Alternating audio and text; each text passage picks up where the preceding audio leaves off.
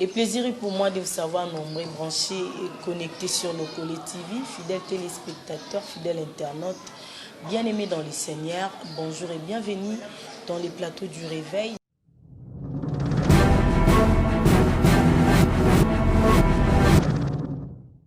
Sans plus tarder, on a PC Mbote. Bonjour papa. Bonjour, bonjour, Ndekonasi Kilakidi.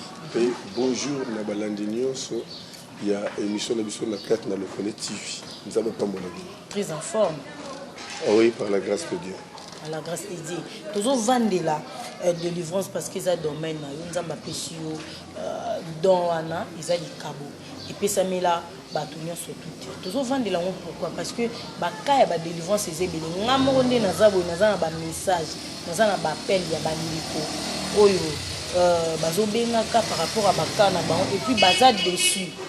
Na ba pasteur au bachela ki motema abandé le roman obeti akomi na ngope na sukate baza dessus na comportement ba pasteur yebisa biso est-ce que pasteur nyonso o yamba yesu le roi nkolo premier big sito o atera na chair prophète apôtre évangéliste docteur nde ba kabola so na Corinthien kuna azana nani na droit to pe azana makoki ya kosala mutu délivrance pasteur nyonso. Je crois que l'inspirant qui a une émission mini peleki pour être pasteur nyonso azana makoki ya kosala la délivrance. Mais sauf que ils ont dépendre de la cas ou batu bazanango. La personne qui n'a ça par rapport à ba médecins. Nous avons des médecins généralistes et nous avons aussi des médecins spécialistes. La médecin peut signifier que pasteur nyonso akobonde la mutazo bela, akobonde la mutaza envoûté, akoprier pe mutobo qui est malade. À chasser l'esprit humain, des douleurs d'esprit. Mais il y a des cas où ils ont sénat la moto, on a bien dans le domaine, on a spécialement né abondé là. Tout dans le cas la délivrance, il y a moins de yandoki.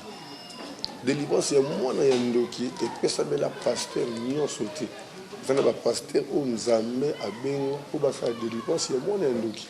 Délivrance, on sous au bateau, autre mari de une femme de nuit. C'est un cas très dangereux et personne ne va pasteur bien sauter. Il y a des maris de nuit simples et ça par rapport à des douleurs d'esprit. C'est très facile ça délivrance. Mais il y a des maris de nuit qui sont des esprits que dans le monde de Molili va déléguer esprit moko va des missions.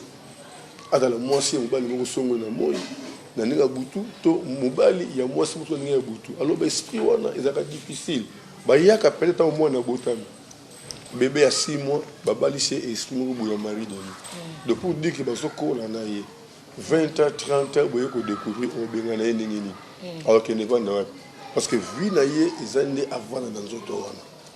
Il y a ce mari de nuit tout le monde rango papa na yo moko akomi son bel ya butu. Et quoi arriver que papa kufa. Mais des l'esprit na ye et qu'elle continue à vivre na yo. Que ba délivrance en wana pour benga l'esprit na okendo. C'est très difficile. Nous avons montré que le but de pasteur nyonso a kobondela à cause de la délivrance. Mais il y a des cas où et c'est tous les pasteurs et c'est que pendant bateau nzambe a benga na musala wana pour traiter yao. Le mot est très important à Yakindo. Biso nde toza boye toyebi bayebisa biso kindoki esila rate ntango olobi yana bapasteur mosusu eye mpena nini likabo na ye eza baka ya délivrance ya kindoki bongo nde bayebisa biso kindoki esilaka te estce kindoki esilaka mpe te ya solo kindoki esilaka à 100%. Moto azomeli vie normale aboseli mpe na makambo yango elongwe mpe na motu na ye baprêtre eza ebele na kati na église eza na bana ya bandoki oyo si baboma na bana bandoki o ba détruire misala ya papa tout ça bazwa délivrance baza awo na ba parents na bango na bana yango awo et soki na chaîne na ngai ya BNDD TV omona ya même ba parents mususu ba témoigner makambo mwana ba ndeko sala bisika ba lukela ye ba délivrance et si matin na ndenge mwana bango de délivrance na ndenge makambo peut changer vie comme ça normal la chaîne na BNDD TV ba témoigner bazali kindo kaza la malade ou ceux qui ont traitement approprié et si la rapide normalement moi na continuer vie normale pas beau ça n'a ma cambo qui ndoki wana le roi est le roi malade c'est que délivrance pesera le roi malade qui est na procédure bon oui délivrance pesa malade mais sauf que il y a un problème très sérieux parce que yemoko Jésus-Christ a zoké bisabiso na domaine de délivrance alobi na biso d'abord tomonaki na Jean chapitre 5 verset 14 esika Jésus reconnaîtaki moto abikisaki na piscine na Bethesda moto abelaki 38 ans d'âge alobaki na ye yondo bikaki kozongela te noki te et comme le plus pire davantage ndozomona Luc 11:24 Yesu alobaki soki esprit moko abimi na délivrance akendaka ne mosika te akobaluka nzinga akoluka moyen nini oyo akozongela et soki azwi moyen ya kozonga akozonga suye moko te plus cet autre esprit plus méchant que lui en fait réduire à mutu et beba koleka ndenge ezalaki. Siko, qu'est-ce qui fait que mutu baloki mais et c'est manifesté physiquement par exemple balobi makamto pe ba kotisi et lokokatine mais na délivrance et l'orango et c'est manifesté physiquement et l'orango ni ça rapport manifesté neti bosambeli mutu mbise kota eto mo pe mbise bimi basambeli mutu babetaki masasa kindoki to moni bambuma pe ya ba masasa kindoki ane bimi lo ni ça là. Bon, en réalité, naïbité par rapport à bateau, basala raba délivrance. Et la Bible déclare tout ce qui est esprit, tout ce qui est chair est chair. Mais ça, c'est à Boutou, il y a Kindoki, et ça peut exister. Mais et moi, on a physiquement, et moi, on a rendu spirituellement. Donc, on a contacté spirituellement, et c'est un peu ébima spirituellement. On a là, disons, nous avons ça, la délivrance, il y a un mbassou. Au point que mbassou, on a un mutu pena zo bela lokolo vimba zo lela ba menya otambola te to bondeli nzambe pena lobi bobi misa masasi babeti to bondeli pena au nom de Jésus to bimisi masasi par la foi masasi bimi par la foi pe mutu pe azoni normal atamboli pe normal lo oyo mona na misu na bomoto na moyena kota na jugement ya bato ezate mais ya nzambe lobi ete spirituel et spirituel physique et physique par rapport à contexte oyo elingo lobete eloko moko te kota na molimo na nzoto ya mutu ebima na musunye mona na pastor bano bana ba makama délivrance no yelo au moins ça mate ko sambelela mona na physique na mte ba efeza la ndenge nini zala ba ku mususu ya kindoki eleka tellement makasi ko toucher même na physique et ko tindi ko le quand même na traitement physique. Mais beaucoup au-delà que c'est mensué côté qui spirituellement et bimi mon ani physiquement en tout cas ils ont raté to c'était bimi dans d'autres moto PC abimi o mbisi abimi ligoro do bimi dans d'autres moto non ngada na mona condensateur bimi kota moto amu bachaki on peut pas baisser sa respect non on a ju na beaucoup de quatre na ba jugement. La Bible déclare nous connaissons en partie, nous prophétisons en partie. Nous peut sa part à connaissance nangai. Siko, lokola ya molimo za ya molimo ya nzoto za ya nzoto. Bon, tout le monde a bossa délivrance bé. Yona na nzoto mutabandi oloba bo solo li pe na mutu wana. Aza kasa nzoto na siko place ono expliquer. Ezali manifestation. Ezo que dirais na nzoto ya mutu azoloba. Okoyoka jamais mungongo ya mutu wana. Ya mutu nini ya esprit o ekoti la Bible déclare en réalité dans l'homme c'est l'esprit. Tant esprit akoti kat na mutu azo manifester physiquement mais comment esprit wana te. Vous comprenez? Neti yo molimo na o molimo avandi kat na yo ne azo sala to yo kayo zo loba. Osoko kufi molimo longwa na kat na nzoto akei o loba swe noti. Siko ta muta koti. Bon, on a pris cet exemple. Imagine-moi dans l'extrait la fois passée. Il y a un garçon qui a posté un esprit démon. Avec une délivrance. Non, c'est quoi? Non, c'est lié à délivrance. Non, c'est lié à délivrance. Disons, non, c'est délivrance. Bon, on est en c'est quand même en délivrance. Tant qu'on manifesté, na bengani na monique aza esprit très puissant. Ce qui a sali à délivrance. Et qu'on a vu ce bâtard et belé. Na sali ndenge nini na bundi ke na zongi sa esprit na ya bomoto na place esprit de bomoto zongi siko na place démon siko akiti na peso siko condition azonga su ndako na bango te avant d'aller en église pour na préparer ce que procédure de délivrance na ye. OK. Parce que na église mususu pe ba mona ko dire délivrance yango wana. Pour quoi abaluki qui me côté avec délivrance non avec délivrance na yebi ka délivrance de moi ça on na tiki et na préparé ndenge nini fallait ça là pour avoir délivrance ya solo. Donc pour te dire que ndeko Nancy nzamba limbisanga toi qui c'est to lobaté, il y a plusieurs églises autour de spectacle et salema mais bato bato délivrance té. Tout à fait. Bato délivrance té. Mingi wala bato belek ba kwei yo nani bima na kai muta kwei. Des fois personne de délivrance té esprit à quel répéter. De yomoni discernement d'esprit dans la makasi na muto nzamba bengi na département de délivrance na sensibilité spirituelle.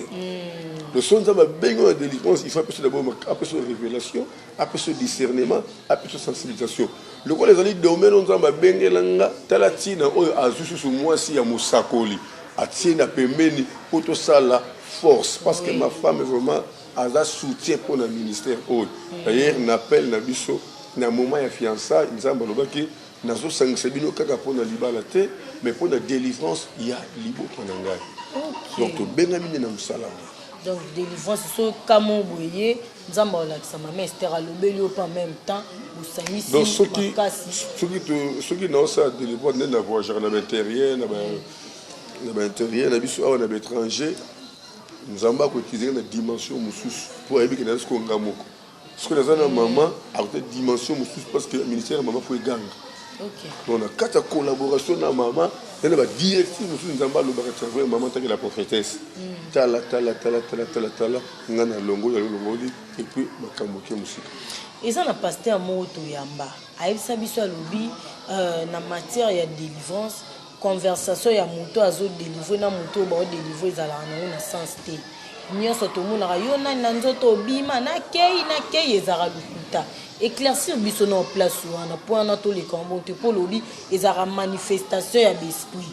Mais est-ce que c'est important ka pasteur fois tout na bopo to mona mutu so azolanda pena zo chaka micro to yoka.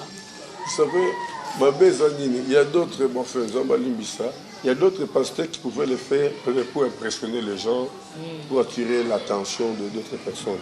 Mais Bible même que l'esprit est soumis. Résistez au diable, il fuira loin de vous. Les problèmes c'est quoi? Quand on a devant des mots, au monde délivrance, je ne sais pas si vous avez la image de sous. Quand tu manges, il faut vous avez la mot bien. Il y a garçon tant on sait que Ernest, vous n'avez pas le gagné. Sauf parce que vous avez gagné au Kobanga pe. Au Bangi pe. Na bondeli ka pona mai na binzambe na bondeli pona mai na bomboli yango mai ya moto au-delà ya 100 degrés Celsius na zo tumba démon o oui na bokeli et c'est l'autre côté oui donc on est l'autre côté pona image pe la ça que bokeli mai na bokeli rien donc pour dire que attend la puissance moko ya makasi ta odi ko lenga to puta la pembeni nga soko benga mana te oko kimati oko kimati donc tant ozo bondela pona mutu yeba que oza esprit supérieur. Il faut se soumettre na maloba na yo. Neke bo saka témoignage ne nzaba libisanga d'église moko pasteur azo boda démon do la dapa ki ba pasteur ki mi ba olanda non pasteur a une autorité supérieure a repesa ordre na démon a se soumettre. Alors conversation au comme la supériorité le ko na esprit wa bande kat na mutu au kopesa ye ordre au kopesa ba directive a auto sa yo. D'ailleurs, dans Marc chapitre 5, Jésus-Christ devant fou, il y a dernier. À tout le qui d'abord fou, qui as-tu entre toi et moi? L'esprit de Dieu est très haut. Comment quand on s'est gâté? Il est tout le qui comment on a habito ça et belé. Parce que conversation hier à ça y on est. Pourquoi tout le qui combo nous nan peut des mots à répondre? Que Jésus a chassé. C'est biblique. Marc chapitre 5, à partir de la première verset. Donc il faut faire très, très attention. Ma belle Alinini, pour le Bakaka, Zambalimbisa, pour impressionner, quand tu as attention, pour la bouille. Nga Ernest Mongo, n'a plus voyé Banio sauter. Dans la Bible, place à Mouké Kaka, on a yébin, Zamba Pessinga, par rapport à la Pesselingaï. Le fond de Lugana, améliorons très bien. Alors, si tu as ça, la Makamou, on a évité dans le bâtiment, ils ont expérience en sous. Et si on a voulu que nous avons convaincu que nous avons volonté, donc nous avons c'est le mystère de Nicodème.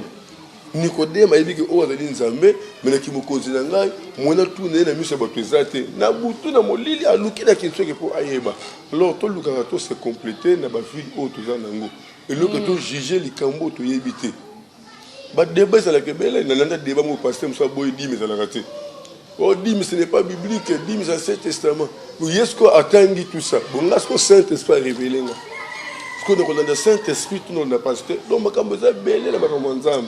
Donc, on a bandimi, on a précédé une influence, la délivrance, la prophétie, tout ça. Bon, dans à orienter, et si on a bon ça pour bango, c'est très important. Si on a matière à délivrance, expérience à pasteur, peut contact ou mêler la délivrance. Expérience et contact dans le sens que, bah, ceux qui va muta piquer crise, so ça délivrance soit au bangat. Bah, quoi le muta a ma fulu, ma kila na zolo. Ce que c'est délivrance au bangat. Ngana mona pasteur muso ele bla muta piquer crise bo. Bokene web. Pour l'hôpital. Azo banga, bokene l'hôpital. Oso mona siko. Mais nga muta piquer crise na ndako musika. Nga na église. Le papa, voilà moi été à piquer crise papa. Vous ça côté nini? Bo luka taxi bo na l'église. Oso mona, ba yene l'église. To bonde lipe nzamba tini mbulu mutu pa la muso télévision. Ba image nos no lo beza na kati bo mona ba image bele. Comme les motos qui va bien bembe na quartier ba kene na morgue nsoka na morgue te na église batanie pe le rôle bembe délivrance mutu pa na muka telemi azomi penda ça comme un hôpital donc faut comprendre que délivrance de la dimension ba dimension si ko mutu azo délivrer pe après délivrance il faut y pe ba délivrer ne le délivrer parce que nous avons mené à délivrer mutu a délivrer c'est Dieu qui délivre. Il faut mutu atala makasi na molimo po molimo sko ebatela nzoto parce que ba retour ça les makasi retour ça les makasi donc mutu abeka na délivrance pour la vie à prière ya makasi via sanctification ya makasi via amour makasi compassion ya makasi pour tenzama banda kakwe afika asala misala c'est Dieu qui délivre ce n'est pas les pasteurs. OK si ko biso bato ya na ba problème ba kango milimo to bota maranango to ezarara ndenge okoli be maman eloko ane ye kocho maman ezara to botama nango de ato zokola nango to ndeni ezala bato babotama na lien déjà ya malédiction familiale akuti maloba moko c'est loba ma déjà local donc après c'est même na Jérémie chapitre 35 verset 5 au moins la famille va rétablir koko de bango aloba ka jama loba aloba ka te bana nyonso bakobotama na bana na ya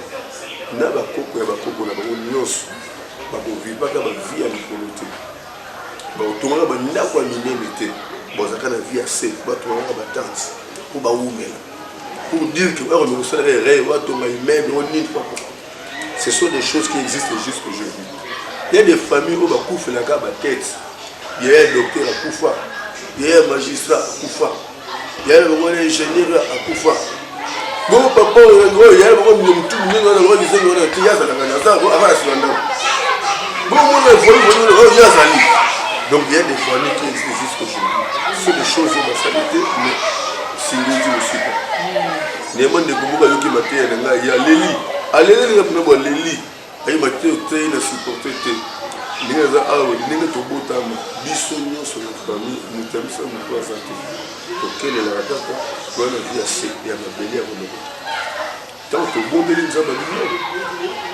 non qu'on a bango grand frère il y a maman na bango avant qui se mène na bondo qui n'est bonganga et na qui se naie à sacrifier bozui ya bana le comme la mongo mituka banda et yemba suna na bango o ni bon quoi tout celui zoka bambongo na bango moko ndazo sena bango et mokola kufaka bawela la papa moteka ma elimwa babi to kufa bozino sona et disparaître nzoka ne monde à télé ba seni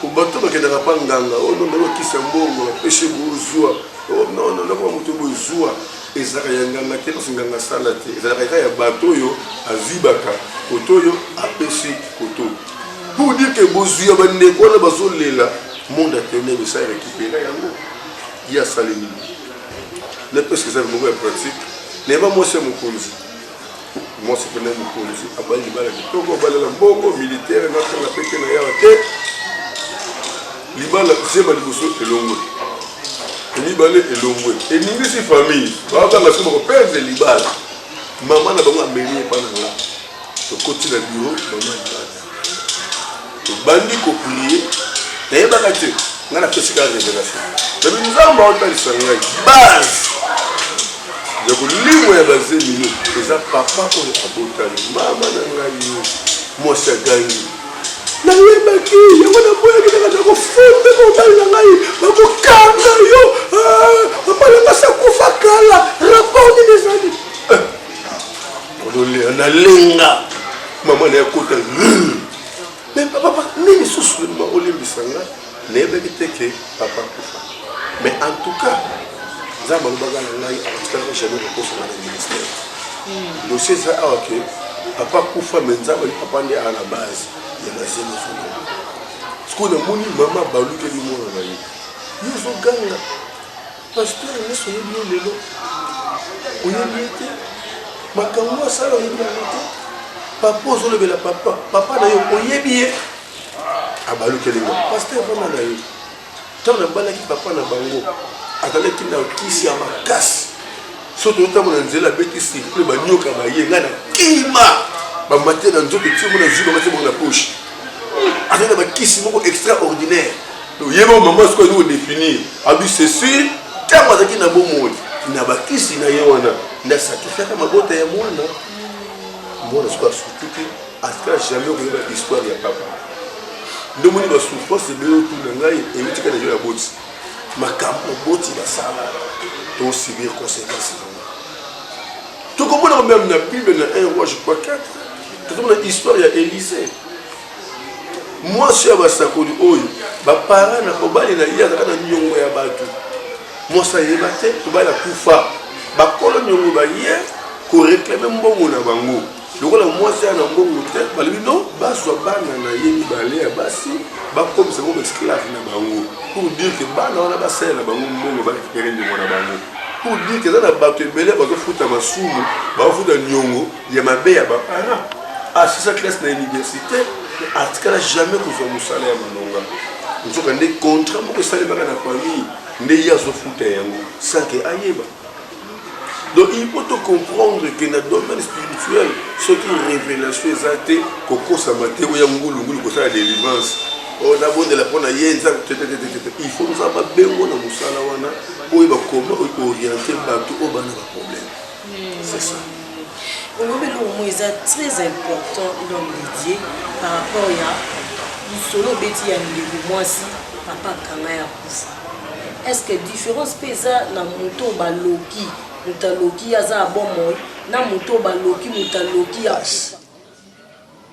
D'abord moto aloki aza na bomo ce qui peut-être est moto d'esprit à se dédoubler quatre na yo tant bazo benga na ye ce qui moto leki makasi akobana facilité pour arriver que nous autres ezali akolata nzoto parce que moto o sa kufa déjà esprit n'est comme tu es sale esprit vivra sans nzoto te tabo ko benga na ye akendo parce que nzoto saison ma belle ndoko mona ke po abima ekozala difficile makasi difficile ngana to ko bonde pour na sœur moko boye sœur na l'église awa nzambe ba difficulté ba complication tango sikoyo aye to bondeli nzamba oloba ke papa na yakufa mais nzamba oloba ke papa na ya komisa mwasi na ye ya butu oh papa sa kufa kala siko ayebisi pasteur excusez papa ya ngai nda koma mobali na ngai ya butu mais papa akufa nga bien déjà esprit na evanda kaka na yo pendant akufa ka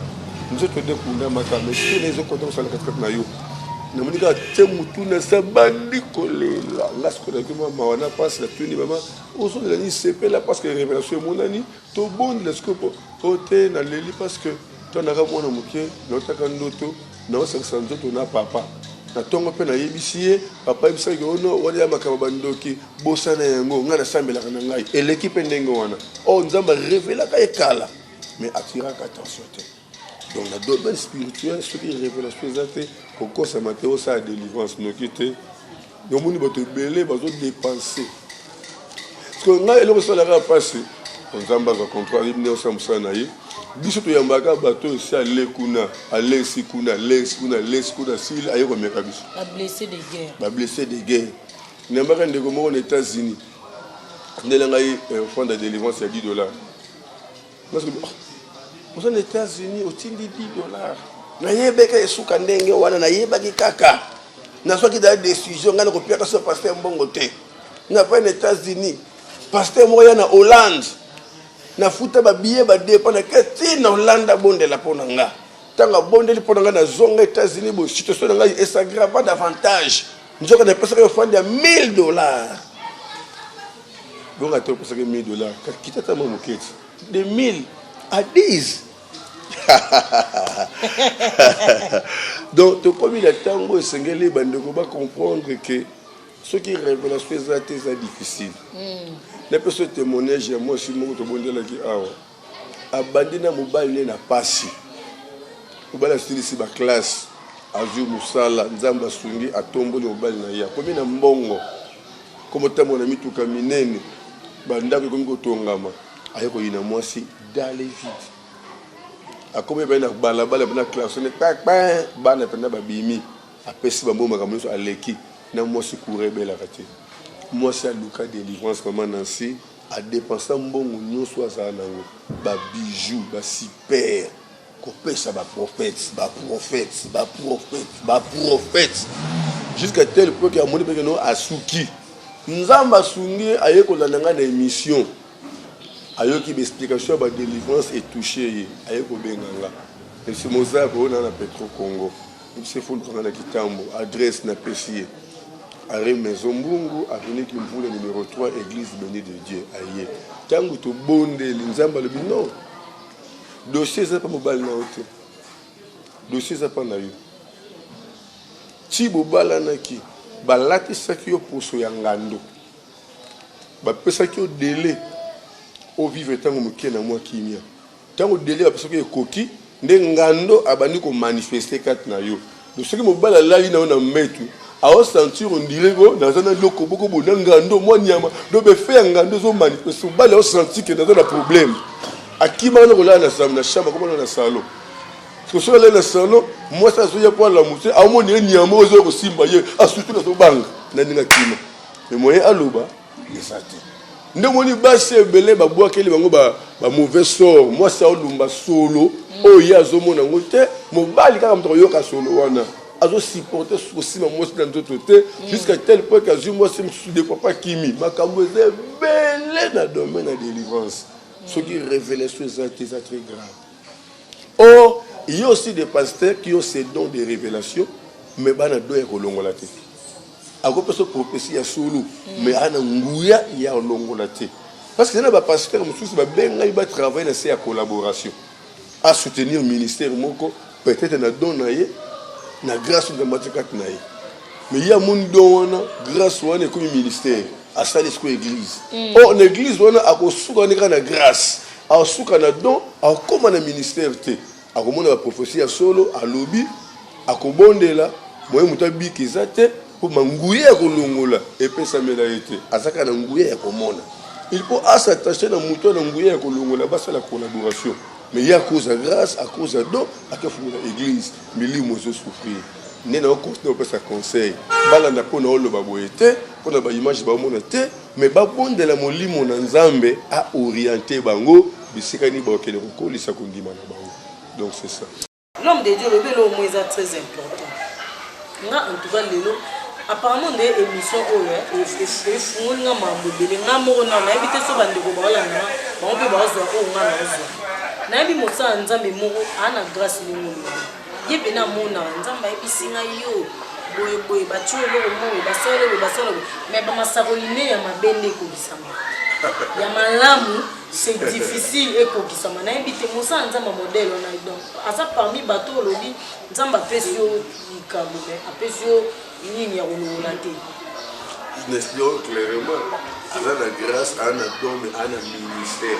Il faut collaborer dans moto à un ministère. Donc il a qu'ici grâce à la qu'ici au ministère et longo. Il soit carbone dans le ministère, à donner la grâce à comme ça notre église ministère. Au moins et ça vraiment exact. Si vous avez un mabezo comme ça, vous avez danger, il y a un malamu comme ça. Donc, ce qui est ma maison, c'est que les gens qui ont un monde, avant de mourir à Colombo, parce que déjà tout ce qui est révélé est condamné. Nous avons besoin de révéler sur la mauvaise chose pour examiner, pour tout le monde. Tout comme après révéler la mauvaise chose pour que ça puisse se marier le monde songolo, l'évidence le monde songolo. Donc c'est ça. Si on a délivrance, muto muto aluka ya kufa. Tant azoya pour aluka délivrance. Il faut en attitude ni na muto muto aluka ya zali. Tant on a ouvert délivrance, attitude ni essayer na débat toi na baza. Délivrance nous jouer dans attitude du monde. Faut d'abord respecter qui mène à mon thème. Pour dire ne pas avoir des problèmes avec les gens. Vous en avez candidaté. Après que Paul a eu ici sur le 1 Thessaloniciens chapitre 5 verset 16, soyez toujours dans la joie. Or Salomon dans le Proverbe 4 23, battez la montée dans le pour maintenir le son qui sous ce moment dans la montée. Donc la base de délivrance sur le cœur, à ne pas voir les problèmes avec les gens, avoir la paix dans son cœur, l'amour du prochain et marcher dans la sanctification. Aujourd'hui, délivrance pour la facilité. Puis il va combattre la délivrance après qu'on vive une nouvelle. Impact sur les offrandes. Délivrance c'est pour nous on dit bandiko ba déclarer oui, et la bandiko ba déclarer na pesa offrande na bikate. Impact ya offrande. Pour place ya offrande na délivrance c'est ça. Délivrance et ont joué un rôle très capital. D'abord, la Philippe 4:6 en toutes les choses, pour élever à Dieu par des prières de supplication avec. Donc quand on vient à l'église pour prier, pour supplier, il faut apporter l'offrande. Aux hommes de temps de développement et Israël, David a boulé qui a prié, à Salamouye, rien.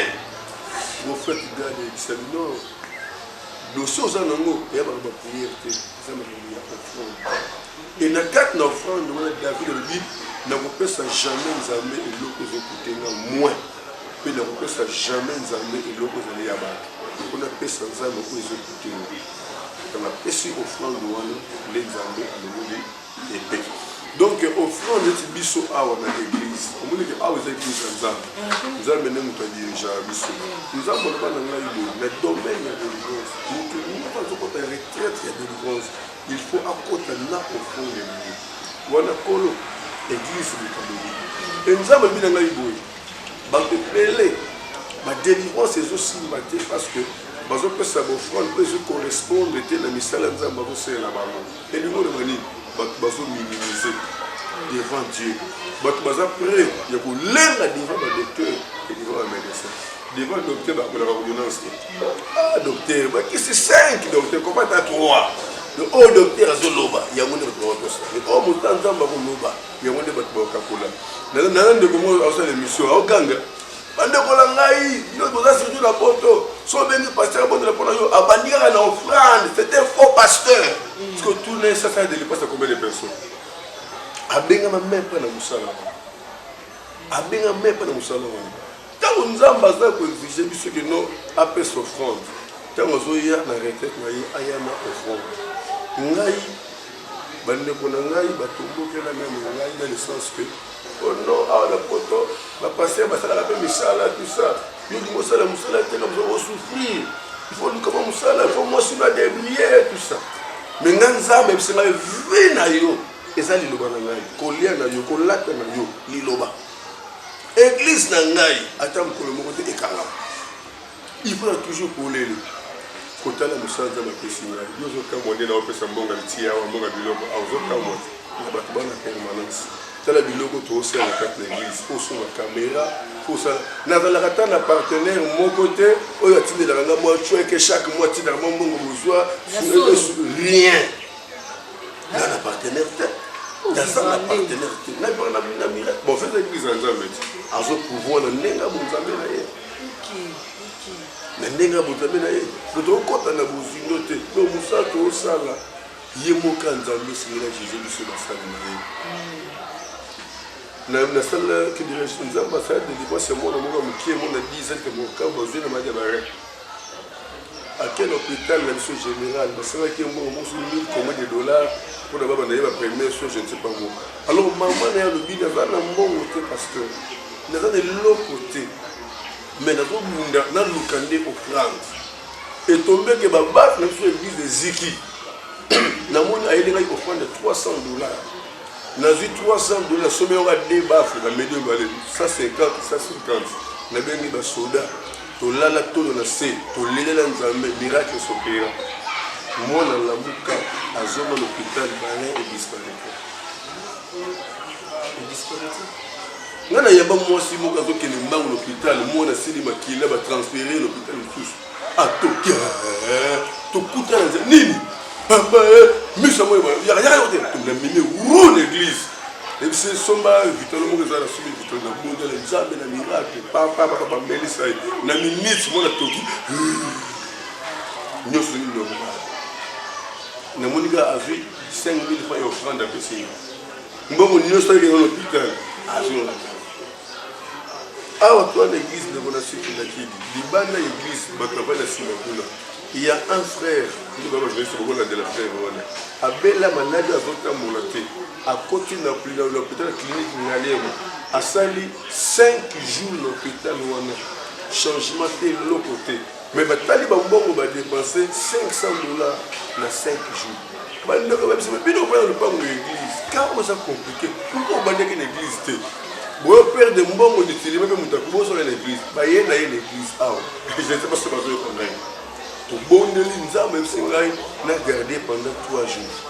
Pour garder 3 jours, prier, déclaration, prier, on va faire un miracle. On va faire normal, on va tambola normal. Mais on peut se faire un enveloppe. On va faire 5 000 francs. On ne le pas même $5.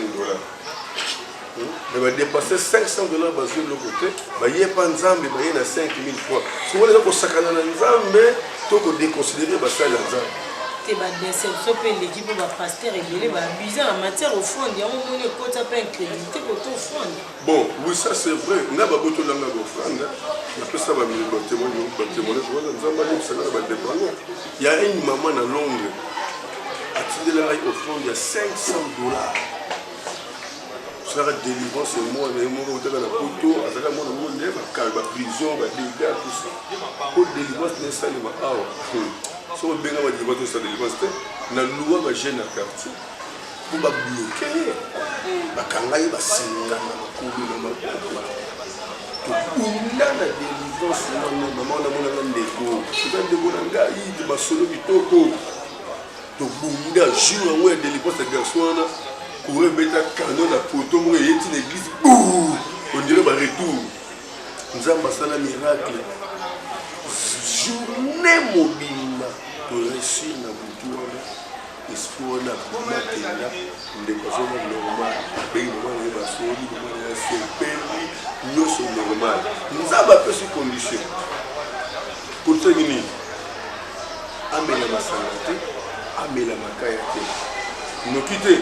Ozongisa milimo nyonso ebimi na duku na ye ndeko bakei surveillance ya makasite akoki na butu keke koze soulager akoti na installation oyo abali kobeta shilo ameni makaya na ye akoki kodevie tike ntango besiko esali retour na mosala esalemaki bango atili $500 kaka tozwi $500 tobanda service ya mosala nzambe abi non bokange su makasi te sikoyo bosololaka na ye boluka bokanye moral na ye aya église officiellement pour aller dans la procédure normale nakomi kozwa basene na église peut-être ale na ntongo tosolisi ozomona te nakomotalaka pekei lobi na kei natuira attention na ye namemena kaka église aye kosala réussite abeti ma bosongoli nomatomo bongola ngai lokotekola mwana botane te tokabikama ngai te nesala délivrance kolo délivrance tala schéma lakisi biso yango tozolana te okola mbeka ndeko na benga na pasteur zaka nga motuka ezuma pani moko boye na garage moko tasala yo o sava bamelinga wana oyo toye teta bona bandeko etuza pesa mbongo pesa mbongo ezala te tokesika mbongo tokei alobelanga don naokamwaka ye mutaka maloba wana bandeko nde bayebaki ngai papa tout ça. Donc c'est comme ça. Nande comme ça, tu n'as offert de $30. Aïe, au bout de l'angle, mais on comprend qu'on dirait à tenir des pasteurs, moi quoi. Ouais, soit casser les délits, on a remonté $30.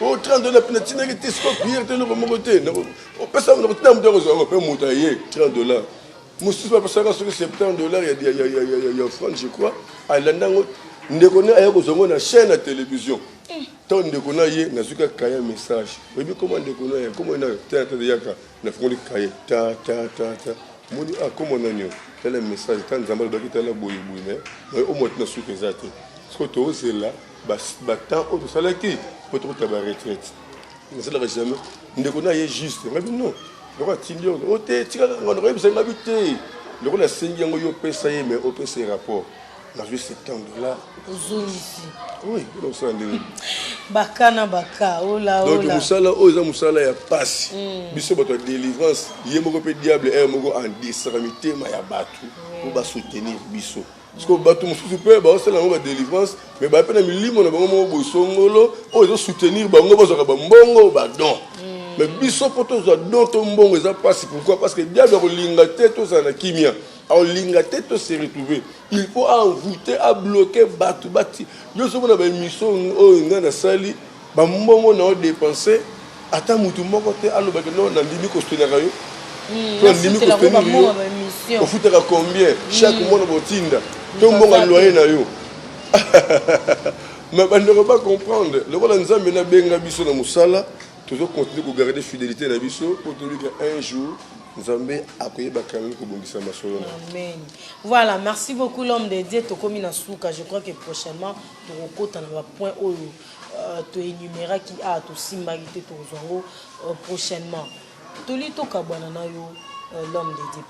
Prochainement des photos le batiti ni muta kozana après délivrance. On est prochainement. Le lo sukoyo église de réveil to yo ki pe ni ngani makambe ko mpe mingi église de réveil yango bande musuba ko pesa bande église catholique raison église de réveil ba poème belé lelo to yo ki susu balobi président ya l'église de réveil nyonso tout faux a démissionné ba collègue na yé ba pasteur ba kotisi ba lettre ba be démissionné yé pas le ba ko démissionné te akolongwa te po atikali wana vandi wana nzambe nda chaki ye soki ba meki kaka arobimisa ba secret ya ba pasteur musu bandoki ba musu batabakisi ba kenai ko sala tubela epa na ye ya ko kwata bango avis de nini par rapport à ma modèle wana bon tu bien un temps de la fin mais tu bien un temps de restauration donc nzamba linga za contrôle ya église na maboko yango azo bimisa comme ça mais pour restaurer l'église na ye. Vous savez église de réveil tu as un problème très sérieux très sérieux la seule pardon ni makasi pour les cas na niveau du gouvernement de biso dans le sens que ce côté l'église catholique l'église protestante l'armée d'Israël les musulmans dans la personnalité juridique moko pour venir gérer bango nyonso baza na ligne moko oyo zo contrôler bango mais comme biso l'église de réveil dans la pasteur monsieur la personnalité juridique ya ye moko ana communauté na ye asila la pasteur juridique pour dire que a banga même le président de l'église de réveil pour a dépendre de tout le candidat on a fait le candidat pour les autres diriger et puis il est que les bateaux vont diriger présidence de l'église de réveil ça même pas le mandat moko aux autres gérer vous comprenez oyo azalaki nango d'abord évêque général pour tout d'abord c'est que mbola boni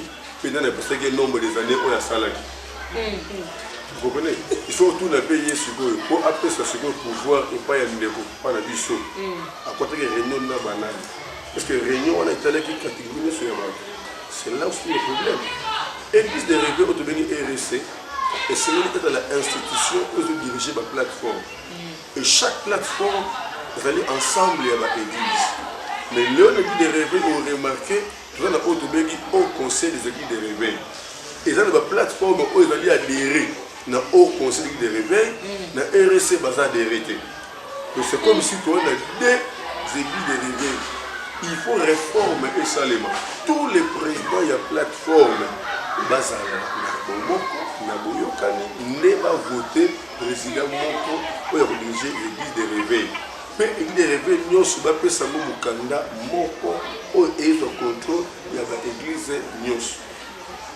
na carte de l'église de réveil mutu asilikeli pasteur na ye to pasteur a reproché asiliki abimi na ye lobi akei abandi pe église na ye bino l'état boke bomoni osa l'église botuzana mikanda ote ya kota mikanda na biro pesa mbongo pesa bozi mikanda botekeli ye akomi na mikanda ya l'état mais est-ce que akina droit kofungola église wana est-ce que bebaki souffle pour l'église wana est-ce que mutu aza na makoki ya kofungola église protestante selon ye non hiérarchie ezali mais ne guide de réveil combien des églises ebotama bavisionnaire bapapa na bango milio bayeba ko etika misi l'église rébellion na église de réveil ebele botami na barébellion ebele botami na barébellion nazomona pasteur mosusu afungoli école théologique azoyamba bato baye osala cours théologique ayebisika bauti te basisi formation kaka ye pasteur wana aconsacré bango apesi bango badiplôme bakoki kofungola baéglise mais c'est dit des autres alors c'est le temps ya kosala réforme ya église de réveil awa na mboka na biso ya Congo si réellement eza mosala na nzambe tokowela motoko parce que kolo mosala soki azali tokende pa kolo mosala sala mosala na ye donc tokomi na ntango oyo esengeli réforme esala église de réveil babi ekomi ebele nozomona visionnaire ya église azali maître église ekomi église na ye ata asali mabe ya ndenge nini moto akoloba nde aib aza te visionnaire ya église azwaka suspension te adisa l'église non selon le Saint-Esprit mais selon ye parce que yebisaka tokoresu ndenge nini mais na basango basuspension ezali na baprotestant basuspension ezali est-ce que l'église de réveil suspension ezalaka na makambo tozomona oyo tozoyoka oyo nani akoningisa moninga moto na kwe na ye aza chef na kwe na ye siko nde président alobi kopwata bato bakende kotubela asali bien nyonso wana eza d'abord des autres kati de réveil le temps que vous avez nazoka soko pasi na motema nanga ça fait très mal ça nous fait très mal nakota baki boye nasengaka toujours pardon na motu nakobeta mpe libako nasengaka pardon koloba ete tozwi lelo oyo président oyo tozoloba aza chrétien pratiquant peut-être avec pour soutenir biso koyeba mpe koluka mpe réforme wana esala na appui na ye en tant que président de la république ekoyede biso ligne de conduite oyo nga nakopesa atake mwana moko boye ya moke eza kaka réunion moko emekana kosalema esangisa tous les présidents ya plateforme je ne sais pas ce qui évêque nani général évêque général Albert Kanté. Je ne sais pas celui déjà sans la réunion en tant que président. Tous les présidents de la plateforme, à Sangisi Bango, Badelile, Sibamukuna, Bakiziamina, Batripogé, je crois, à Sangisi Bango, Nyonso. Je ne sais pas celui déjà sans la réunion, papa n'a vu ça. Mais est-ce que vous avez un peu de mais vous avez un peu de ceux qui m'ont géré, vous avez un c'est qu'il y a un problème. Nous avons une réforme, ça les maths. Voilà. Merci beaucoup l'homme de Dieu. Toyo ki otokomi na suka bandeko. Ba téléspectateurs ba na nzambe ba o balandi ba retenir par rapport à passage dans le